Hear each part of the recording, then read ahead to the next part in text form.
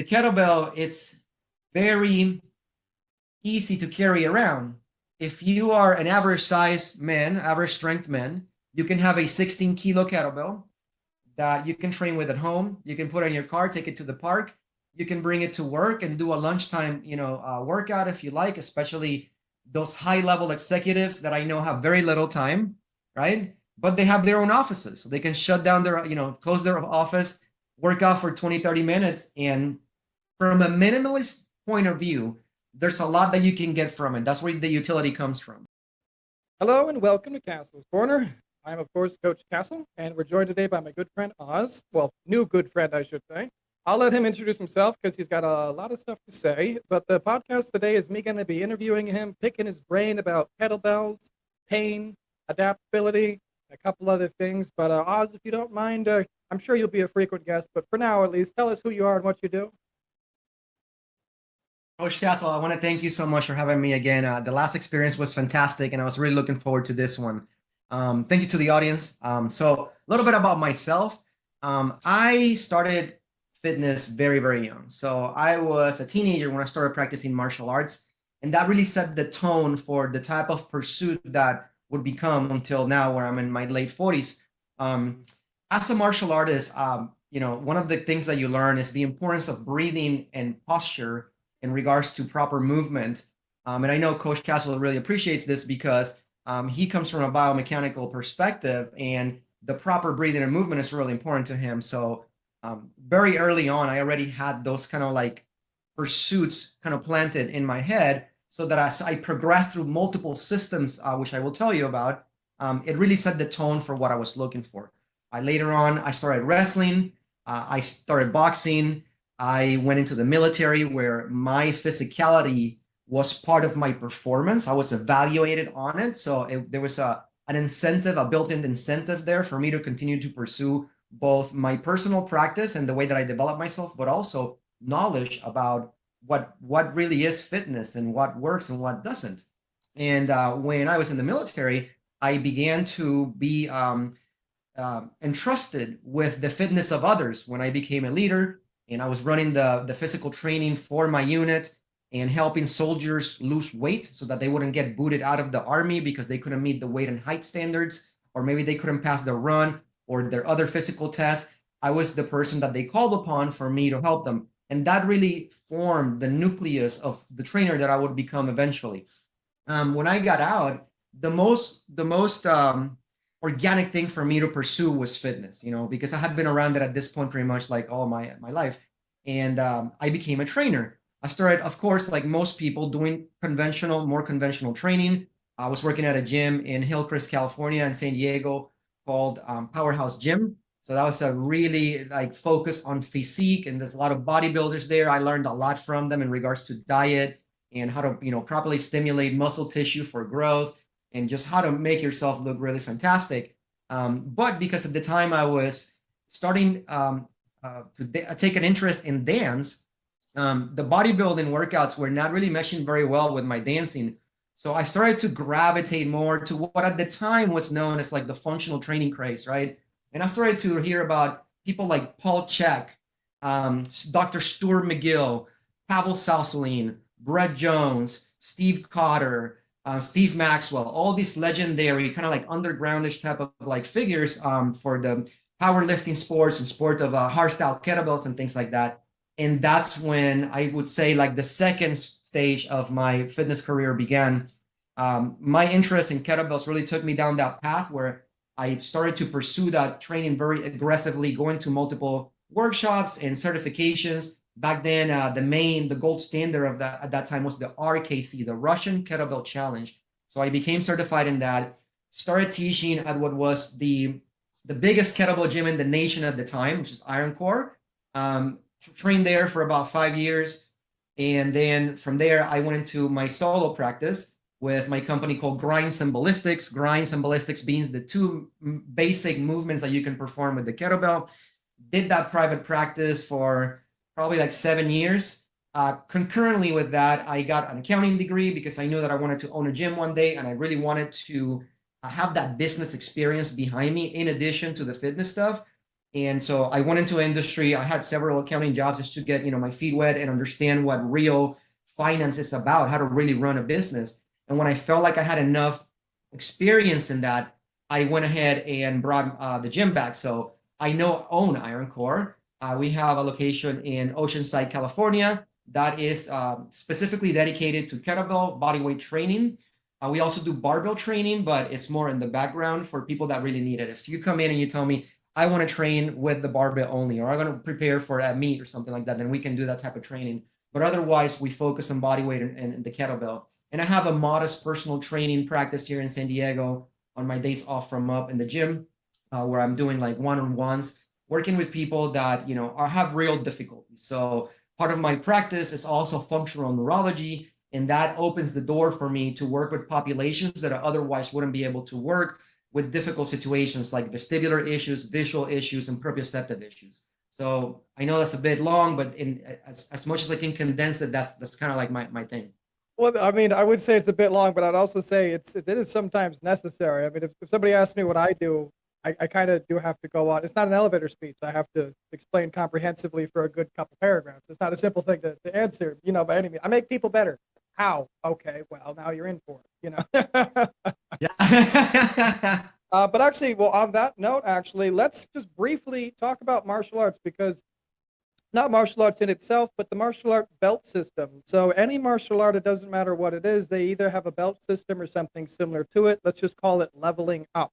And the only reason I'm referencing that is because most of the most disciplined people I know, outside of the army and stuff, are the martial artists, and that's because they understand the concept of leveling up, and you need to finish one thing before you can go to the next level. You need to complete this before the next level, etc.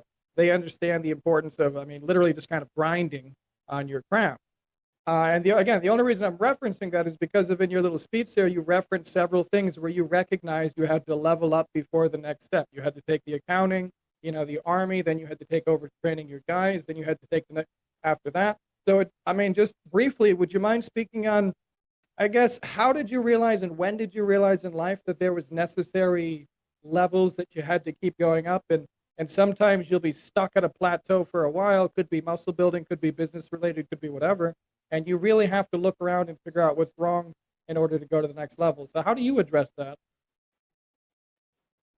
That's a wonderful question that, I love to think about that. I love to, examine my own development because it helps me assist others in their own development if they have issues, right? If you've had an issue working towards a goal and you see a person that you're helping having the same issue, now you have some insight. It may not be the right, specifically the perfect advice for them, but it can at least leave some clues, right? There's that phrase that success leaves clues, right? So if you've done something successfully before, at least you walk the walk.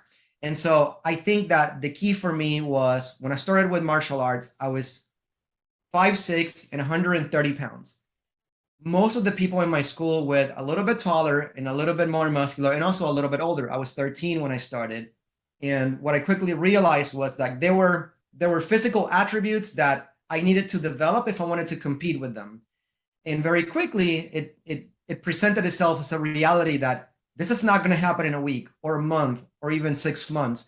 I'm going to have to make a plan, ascribe to that plan as faithfully as possible, and then reevaluate and see where did I end up. You reformulate the plan, and you continue to go over this process multiple times where you see where you're at, you make a plan to achieve your goals or get better in any shape, way, or form, and then at a certain point, you got to reevaluate. Did what I do worked or did it not work? The same thing goes for business, right? You make a forecast based on your sales plan, you deploy that plan, and every month you look at your financials and you analyze line by line, did I meet my revenue? What about my expenses? Did they blow up out of proportion? Now throwing off my bottom line. And so on and so forth. There's analysis behind all of this stuff. The same thing is for fitness.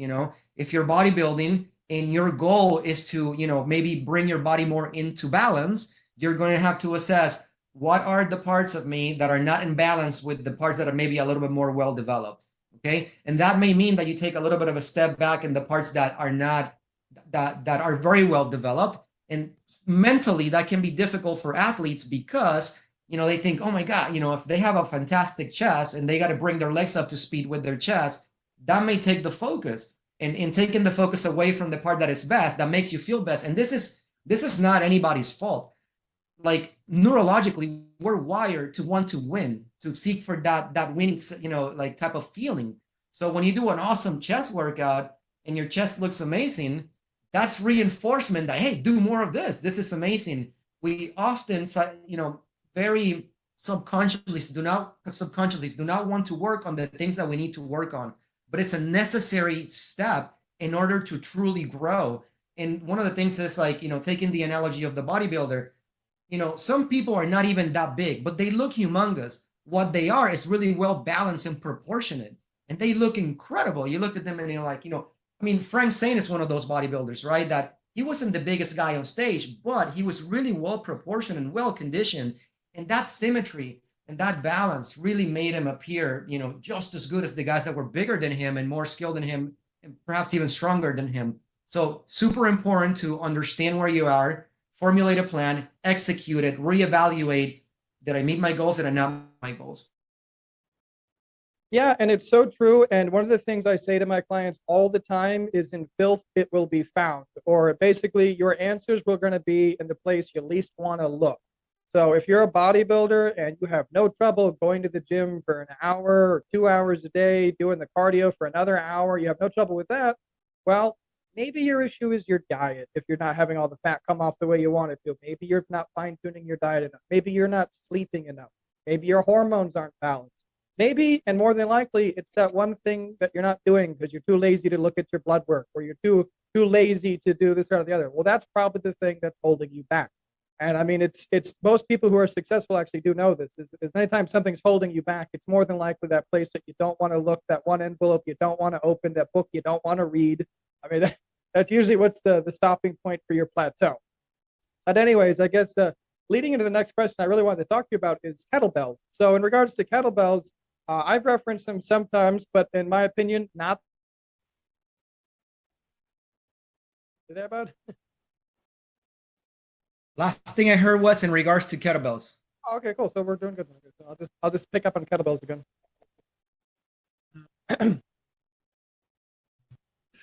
So the next thing I wanted to ask you was in regards to kettlebell. Would you mind telling me why the kettlebell, how you got started, and then, I mean, really, what was your knowledge of kettlebells before, and how has it transformed since you went through all of the training, and now you really use them almost, I don't want to say exclusively, but a lot. You use a lot of kettlebells. So why is that? So I want to share a story with you because in retrospect, this is so, it was like my destiny to find the kettlebell. But before I got out of the military, I was stationed in Korea, which was my favorite military assignment. It was an awesome time.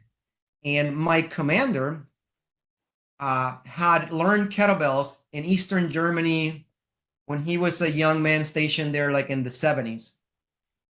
And we had a field training exercise, and he said, "Hey, Sergeant Aponte, I want you to come out and do kettlebells with me instead of doing the regular PT." However, we had a special event scheduled where we were going to run 2 miles with our gas mask on. Just something fun to do in the field and build, like, esprit de corps and all that, right?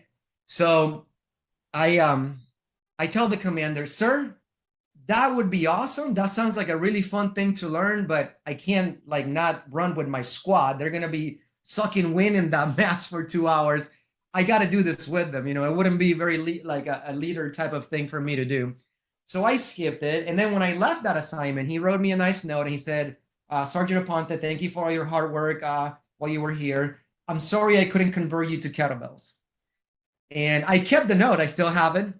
And that was in 2003. And what do you know? 2 years later, I come across kettlebells again and I picked it up. So it was like it was meant to be, my brother. It was meant to be. So the way that I discovered them was I heard a very charismatic young trainer on the radio talking about them. And I was like, well, that sounds cool. I'll go check it out. I was already training, doing personal training, conventional training, barbell, dumbbell stuff.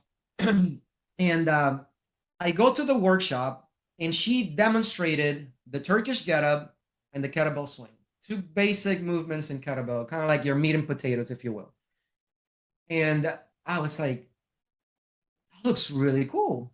I didn't understand it. I didn't know what it was, but I could see enough in it to be excited about the possibility of learning this new modality. So then we went through the workshop and everything felt great. She was like, you move move well with the kettlebell. I think, you'd be wise to get one and practice. There's a lot of resources out there. Of course, she gave me the pitch. You can join our school as well and learn here, but it was a little bit far away from me. So I purchased Pavel Saucelin's Enter the Kettlebell, the Naked Warrior, which is also by Pavel, and that one focuses on the body weight skills, specifically the single leg squat, or as it's known, the pistol, and the one arm, one leg push-up, which I love because push-ups are like my favorite. I love doing push-ups since I was a little kid. It's just an accessible exercise that you need no equipment for, and they're super fun. And I started practicing, and I trained for about 3 years, and finally went and got certified as a Russian kettlebell certified instructor with the RKC system, and started teaching at ironcore. Now, why it's become such a darling in my arsenal of tools that I have is because of its utility. The kettlebell, it's very easy to carry around. If you are an average size man, average strength man, you can have a 16-kilo kettlebell that you can train with at home. You can put it in your car, take it to the park. You can bring it to work and do a lunchtime, workout if you like, especially those high-level executives that I know have very little time, right? But they have their own offices. So they can shut down their, close their office, work out for 20, 30 minutes. And from a minimalist point of view, there's a lot that you can get from it. That's where the utility comes from. Is it going to hit all the things? No, I don't think that any tool really can. But if you're talking about, I'm strapped for time, I need to get this done very quickly, then the kettlebell allows for a lot of boxes to be checked off. And in that regard, it's very valuable for a person that, has that need. It's also very well defined. And I want to talk about something very important here. That's defining that there's different styles of kettlebell training, right? You have your gear boy sport, which is the people that compete in kettlebell lifts. So they train in order to do very well at those lifts, right? The double clean and jerk, the snatch, things like that. But what I practice is called hardstyle kettlebells. Now, hardstyle kettlebells have a bit of a different focus and a different purpose. So we are not in the business of kettlebells to compete in kettlebell competitions. We're in the business of kettlebell training in order to augment the qualities that we already have and potentially expand upon our ability to perform certain things in life that may interest. So if you're a martial artist and you do the kettlebell, it leaves a lot of time for you to do the martial art and not a whole, it doesn't demand a lot of things from you in terms of like, how much do I need to train with kettlebells? Well, you can devote a minimal amount of time for the kettlebell and really improve your martial art performance. The same thing for dancers. If you're a dancer, obviously you don't want to be stiff and kind of clunky with your movement. The kettlebell allows for you to train in a way that when you step on the dance floor, you go to rehearsal, you're not going to be sore. You're not going to be like, feeling like you're wrecked. And now you can really throw yourself at your given, discipline, which is dance. If you're a first responder, okay, let's say that I'm a cop and I do a really killer workout. I look amazing. But then tomorrow I'm really sore and I'm really fatigued and I have to chase down a bad guy down the street, so now I'm not in an optimal situation to perform my duties. That can be challenging. So with a minimalist approach in the way that kettlebell training can be deployed, you can definitely perform all of the things that you want to do with minimal effect on your fatigue levels and all that kind of stuff. Now, that is a very pure form of hardstyle kettlebells. Can you make it more intense, right? So let's say that you are a young athlete off season trying to gain weight for when you start the season so that you can compete with the bigger linebackers and stuff like that. There's plenty of programs and protocols that you can apply to make that happen. You start thinking about heavier kettlebells, double kettlebells, longer workouts, and all that kind of stuff.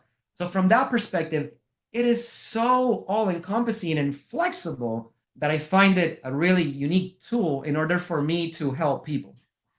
Okay, so you just said a whole bunch of stuff that I want to break down just because it's going to be a hell of a lot of fun too. All right, so I had to write them down because there were so many things you hit. I didn't want to forget them all because I'm a dummy sometimes. So first thing I wanted to mention is do you ever go over with your clients how to make homemade kettlebells and stuff like that?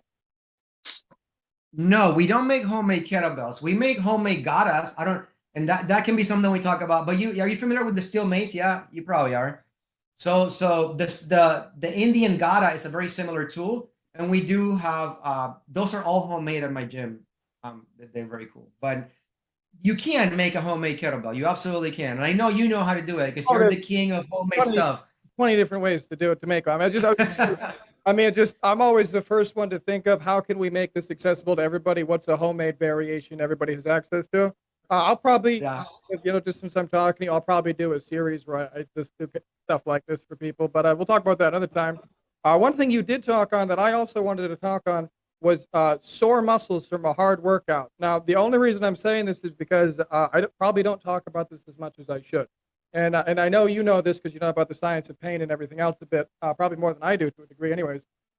When it comes to sore muscles from a workout, I mean, for me anyways, with my clients, they're never sore. When for us not being sore when we perform these kinds of exercises is because we're doing the same one every time. I'm doing the perfect bicep curl every time. I'm doing the perfect bicep extension, the perfect quadricep extension.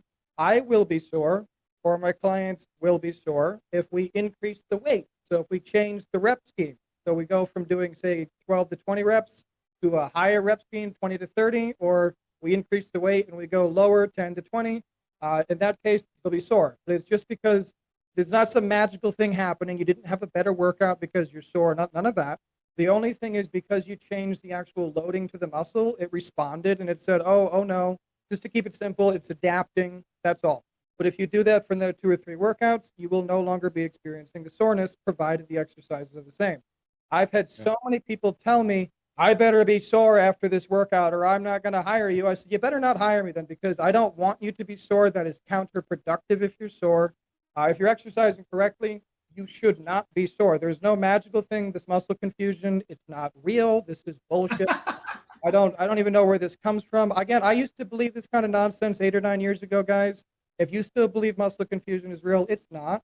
It is. If I took Usain Bolt, we all know who he is, elite sprinter. If I took him, I said, hey, bud, we're going to go climb a mountain tomorrow, and we just hike up a 2-mile mountain and we come back down, he's going to be sore as shit the next day. And he's Usain Bolt. But guess what? He's not used to hiking up a mountain. He's got amazing legs, but they're not used to doing that. They're not used to pivoting like this. They're not used to getting stretched in these particular directions. They're not used to, you get the idea, guys. So I just wanted to cover that real quick. As far as kettlebells with full body, I actually wanted to disagree with you.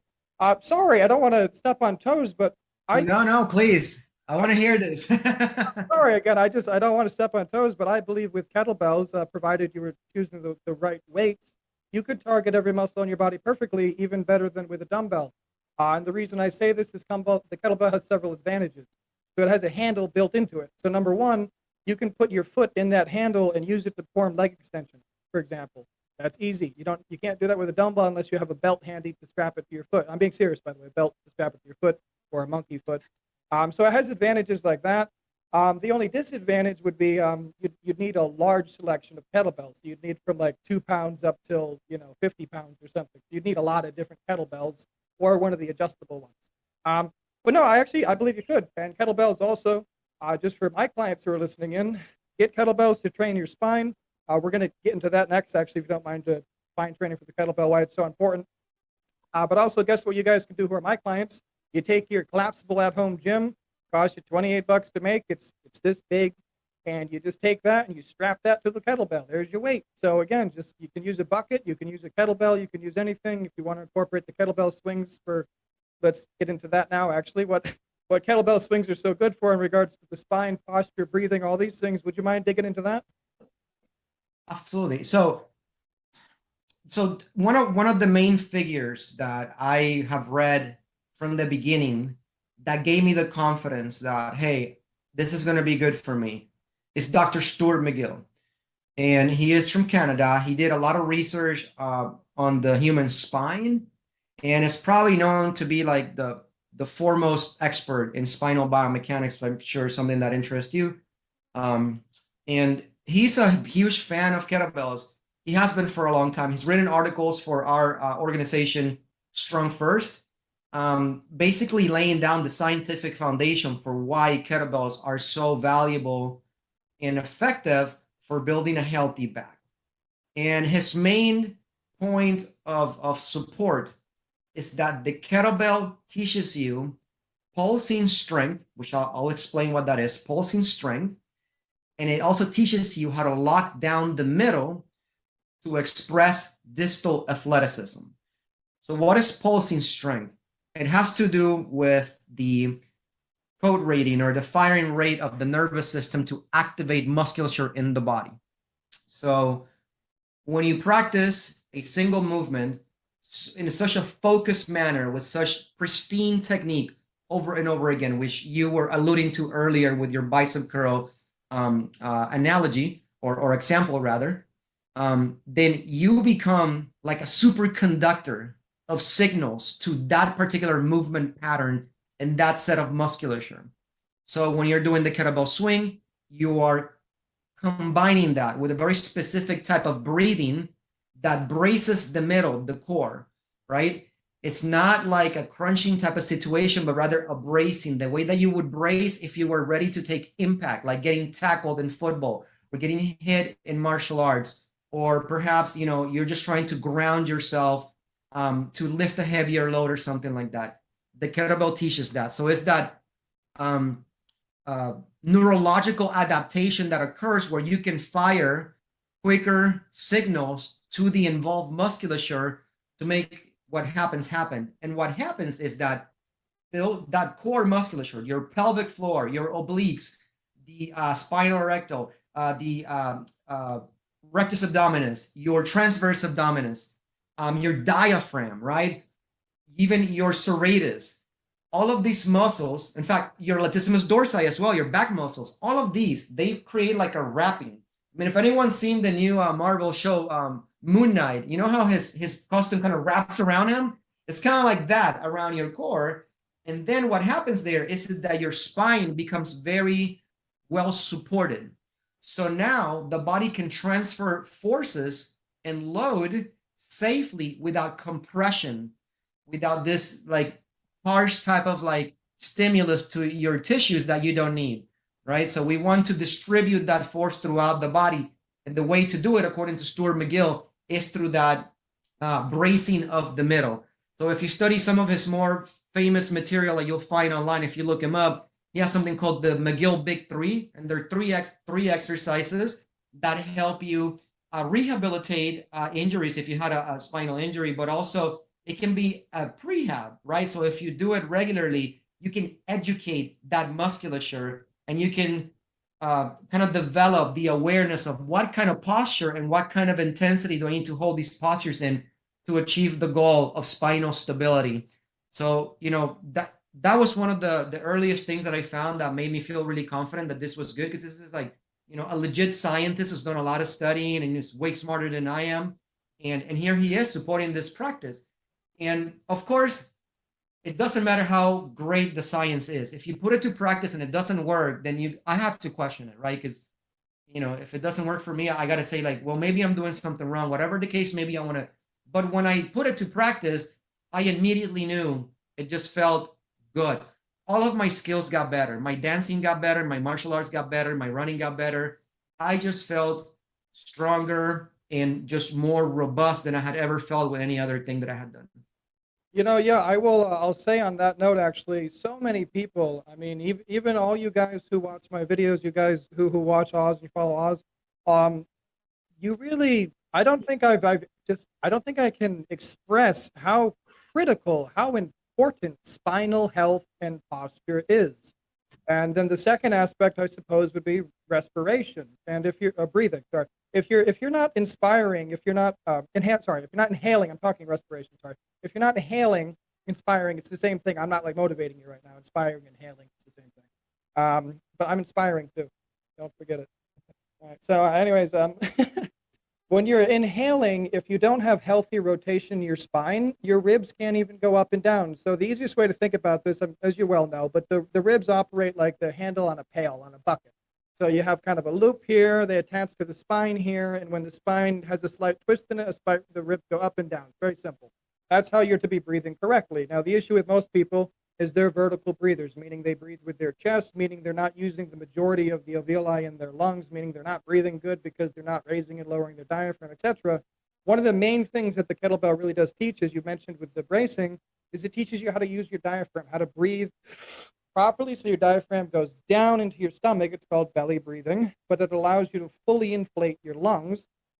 And then when you exhale, you should never passively exhale. So many people just kind of do like a slight little, and that's it. No, it's Yeah. a sad little, no, that's not breathing. You have to 5 seconds deeply into your belly and then 5 seconds nose or mouth. I don't care, but you have to exhale and pull your belly button towards your spine when you do so. Like a pretty girl's walking by, you're in fatty. You got to pull that belly in. Okay, the same thing. That isn't proper exhale. That'll also, just by doing that, you'll be breathing correctly.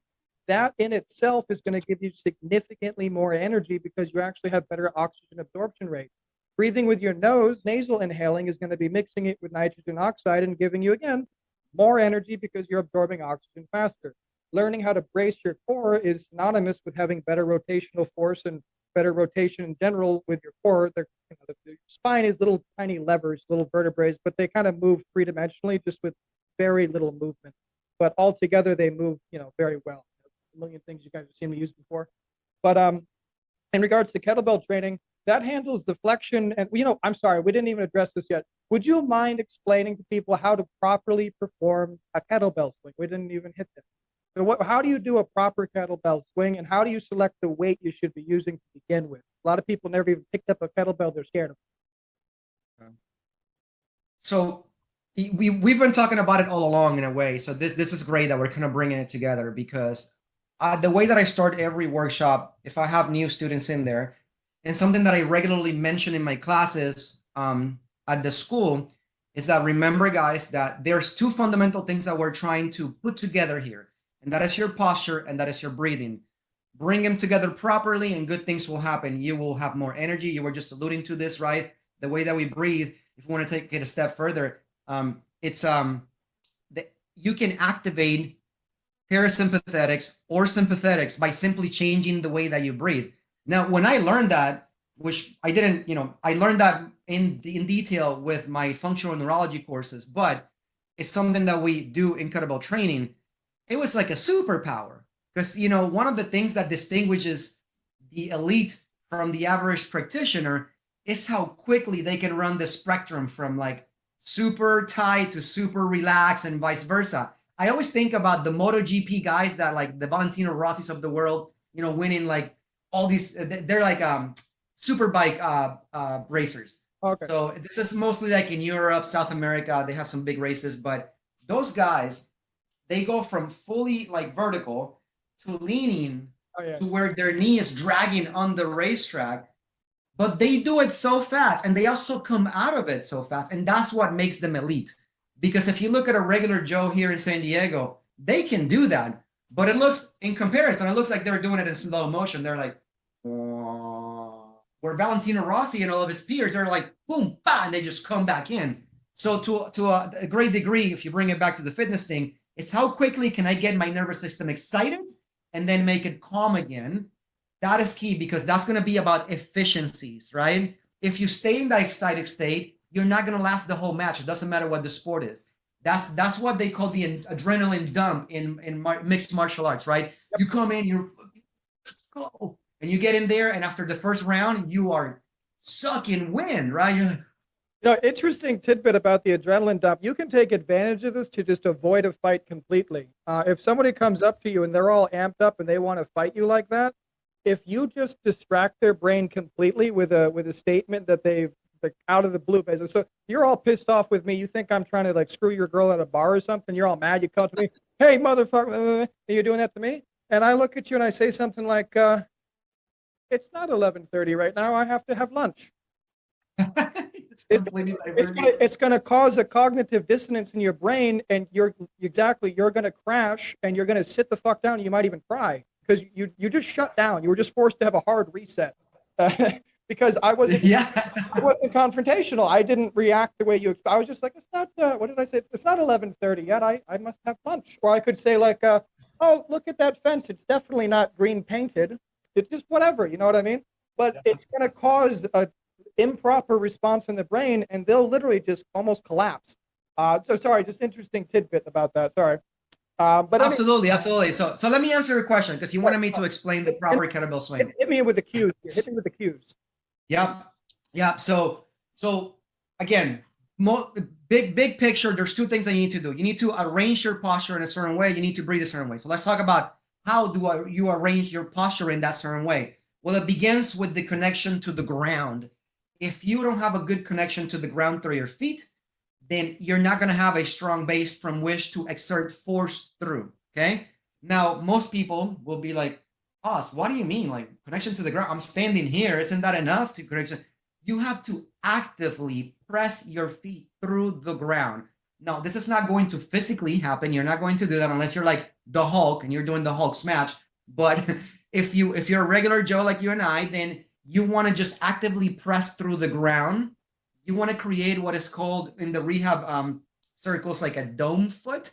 So you raise your arch. You're pressing the little 3 points from, I'm going to use my foot here. If you press through here, here, and here, this little triangle, and then your big toe into the ground, your arch will raise.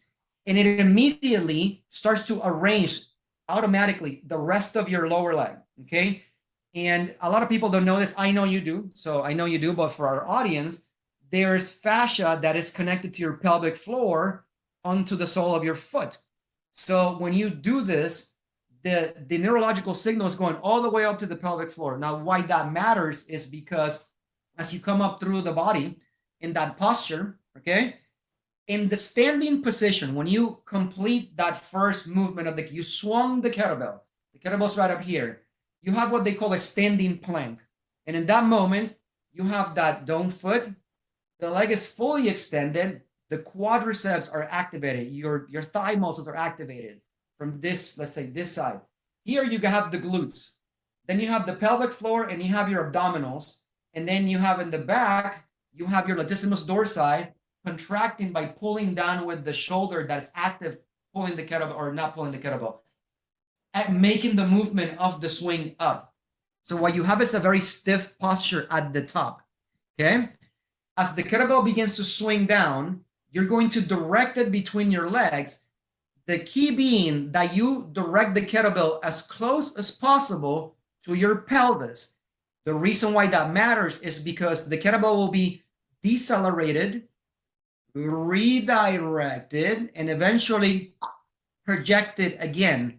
So the greater the distance between your hip and the kettlebell, the less efficient the projection, the deceleration, and the redirection will be. The result of that is unnecessary forces in places they don't need to be, like your lumbar, your lower back. You don't want the momentum of the movement to be absorbed by the wrong part of the body. Instead, you want to utilize that whole stiffness in the body to dissipate the force into the kettlebell and into the ground. Without this posture, it's nearly impossible to perform the swing without some sort of risk happening. And of course, this is all driven by the breath. So when you're in that hinge position, you are taking a very strong sniff through your nose into braced abdominals or a braced core. So we never fully inhale or exhale during the movement. You set it up as if you were going to lift one of those like Atlas stones back in the day. Brace, pick it up. You're breathing behind the shield the whole time. You're not going to pick it up to your chest and go like, oh, that was really, or do one of those like, right? You're going to keep it like this until you unload, and then you would breathe. So that's essentially what you're doing throughout the entire movement, is what we call breathing behind the shield. Very similar to what you do when you're boxing. When you're boxing, you're always kind of engaged through the middle, because if you get countered, your air is going to be knocked out. So as you're striking and defending, you're always keeping a certain level of tone in your core so that if something comes your way, absorb it. Furthermore, if you know you're going to get hit, you brace even harder. You're like, right? You kind of clench down in that side. So basically, because the kettlebell technique that we practice, hardstyle kettlebell, I want to emphasize that it's hardstyle kettlebell. I'm not an expert in any other field. This is my backyard. This is where I operate. We use martial arts techniques. So the bracing and that standing plank and that projection and deceleration and redirection is where the money's at for the whole experience to be a fruitful one. Otherwise, bad things happen. All right, so let me see if I can unpack that. And I guess here's some good relationship for you guys. At this moment, let's just say Oz is the husband, I'll be the wife to be nice. And Oz just said something, and I just want to make sure that I understood Oz clearly. I really want to make sure that I got this down. I want to make sure that I don't have some opinion that is not in correlation with what he's actually trying to tell me. So I'm going to restate to you what you just said, but a little bit simpler, kind of in my dummy way. And you tell me if it sounds accurate for performing a kettlebell swing, just in summary. So I'm going to be starting, let's just say I select a kettlebell that is something I can extremely easily manage. For me, I'm 215 pounds. I'd pick up a 20-pound kettlebell sounds good, maybe 25, because I'm just learning. I'll grab this. I'm going to stand over it with what I would consider good posture. So my feet will be shoulder width apart. I'll be pulling myself up by my hair, if you will. I'll be standing nice and tall. I'll be breathing with my belly, but a nice erect posture like in the military, if you will. I'm then going to break at my hips and break at my knees with my hands in between my thighs to pick up the handle of the kettlebell. Does it sound good so far? Yeah. Okay. And then I'm going to go ahead and stand up to, I don't know, raising the kettlebell 5-6 inches, maybe 7 inches off the ground.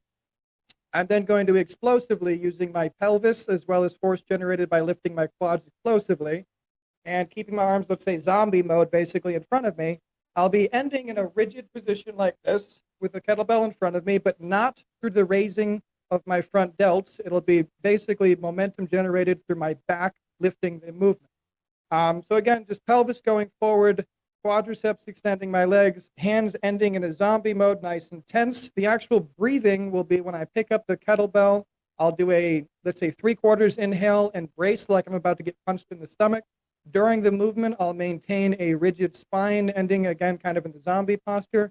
When it comes time to dip back down, I'm going to let my arms go ahead and follow the natural curve. They just follow down inwards till they essentially hit my thighs, and then I repeat the movement almost as if I'm a machine, continuing the breathing continuously the whole time. Nice, easy breathing as I'm doing. Does all that sound pretty good? Absolutely, yeah. Any areas where I could be touched up upon, for example? Something criticisms? No. So what I explained was the more important concepts that you would present to a beginner, right? Because you touched up on a lot of things that are in between, Yeah. right? And because the kettlebell swing happens so fast, I find that in teaching this, it's useful to talk about this is where you start, this is the part that you're going to finish at the top, and this is what happens as you complete that repetition, right? But yeah, that was beautifully stated. A lot of those cues are very useful. And you're right on. Like you want to project the kettlebell with your hip. You don't want to try to involve the arms too much in racing. In fact, not at all if possible. This is inevitable in the beginning. When you're a beginner, you're going to be inclined to lift it a little bit with your arms, and that's okay. Like there's a perfect kettlebell swing for day one, and there's a perfect kettlebell swing for day 10,000, right? So I always try to keep that in mind when people come in and they do it and they're very insecure, and I'm like, that was great, and they're like I'm being disingenuous, but I know it's great for where you are today, and I want you to understand that's important, because you're not going to be the 10,000 rep tomorrow either. This what you did today is probably going to look the same for a little bit, and then you'll continue to evolve. But yeah, that was beautifully stated. That's pretty much exactly how you should do it. So let's see if we can summarize, and then we're gonna end it for today, and we'll have you definitely back on next week if you're able to, or as soon as you can. Anyways, I'm already getting emails asking for you back to talk about these things, so we definitely got to have you back. I love chatting with you, but I mean it's always helpful we can record it. Let's go ahead and see if we can summarize some key points of the episode, I guess, just because it does seem to be very helpful to people. So people, Absolutely. could you even if you haven't covered it already, could you perhaps summarize in your opinion let's just say the best benefits from doing kettlebell swings, even just the basic one. Next podcast, I promise we'll get into Turkish get up. but just in regards to the kettlebell swing, maybe the benefits from that, where one should start, and then also perhaps we should just talk about bracing for a brief moment. But we want to get into that. Okay. Yeah. So the utility of the kettlebell, because it's portability, right? You can take it anywhere. And in the beginning, if you pick the right size, you don't need a lot of kettlebells. You can use one kettlebell for a long time. Once you become more proficient and you become a more like intermediate student, then you're going to have a need for other things. But that's a very organic change to make, because at that point you're invested. If you've been doing it for that long, you love the stuff, you're going to be fine buying some new kettlebells.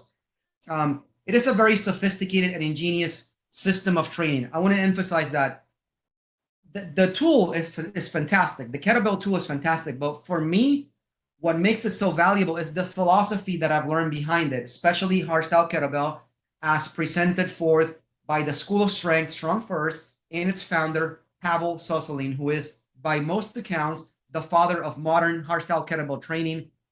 The man really should be considered a genius. Like the way that he put this together in a package for all of us to learn and grow from, it's just like, oh my God, thank you so much, dude. Like if you need your car washed, I'll do it. If you need to go to the airport, I'll take you to the airport, whatever you need, brother.